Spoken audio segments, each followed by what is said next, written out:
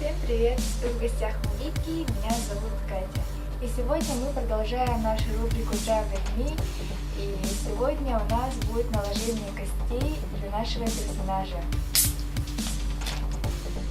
Как только мы создали нашего персонажа, мы создаем новый костяной слой и пихаем все векторы и голову туда. Мы будем создавать кости на теле именно в общем костяном слое. Затем мы отделяем наши руки и ноги от туловища. После мы выбираем инструмент «Создать кость». Центром нашего персонажа является нижняя часть туловища. Далее мы создаем кость груди, шее и голове. Берем инструмент «Выбрать кость» и нажимаем на кость, которая находится в груди, и снова создаем кость к плечевому суставу. Оттуда создаем кость руки, сначала плечо, предплечье, затем кисть. Возвращаемся к кости на груди и создаем уже кости к левому части руки. После того, как мы создали кости рук, мы нажимаем на нижнюю часть туловища и оттуда рисуем кости на ногах от сустава к суставу. Чтобы посмотреть на правильность наших действий, нажимаем на инструмент «Родительская связь» и смотрим соединение. Затем выбираем инструмент «Сила влияния кости» и убираем поля, которые исходят из костей. Тут я исправляю свои ошибки, создаю, перемещаю общие кости, называю имя для своего персонажа. Создаю еще одну кость, и там находится туловище, руки и ноги. После того, как мы убрали поля, мы привязываем кости с точками в векторных слоях. Нажимаем на кость головы, затем на векторный слой волос и выделяем наши точки волос. И точки, и кость должны быть красными. Затем нажимаем на инструмент «Привязать слой». Далее идет рот. Выбираем улыбку 2 и привязываем точки к кости. И все далее точно так же.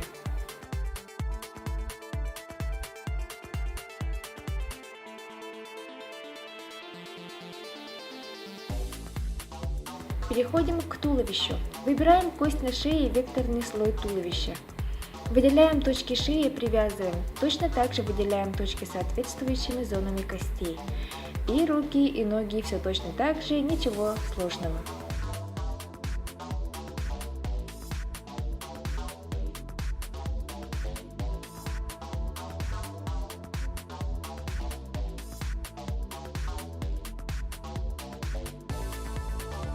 После мы выбираем инструмент «Расположить кость» и вставляем части тела в нужные места. Если какая-то точка осталась на месте, то проверьте выделенные точки в этих зонах.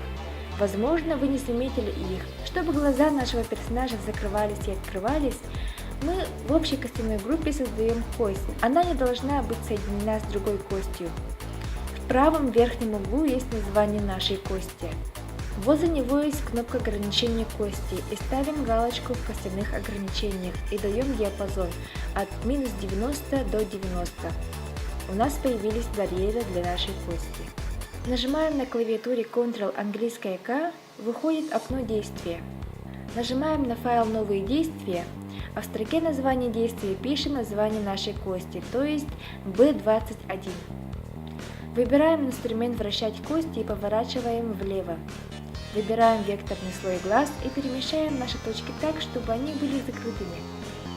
Кстати, не забудьте убрать поле для нашей кости. Добавляем еще одно действие, на этот раз B21 пробел 2. Теперь делаем наши глаза широко открытыми. Для этого возвращаемся к глазному вектору и перемещаем наши точки. Далее можно создать кость действия для бровей. Все создаем точно так же, как и глаза, и он не должен быть связан с другими костями. Проверяем правильность наших действий. Все хорошо, мы можем выразить разнообразные эмоции. Обычно люди сталкиваются с проблемой, когда при движении руки персонажа появляется изъян в составной части руки.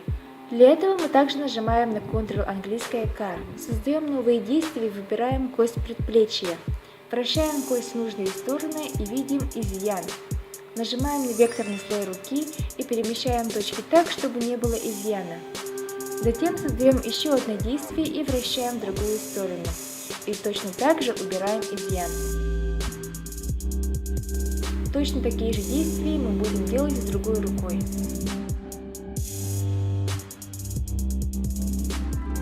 А по моему мнению, эта программа хороша тем, что мы можем не дорисовывать нашего персонажа как в Adobe Flash Animation.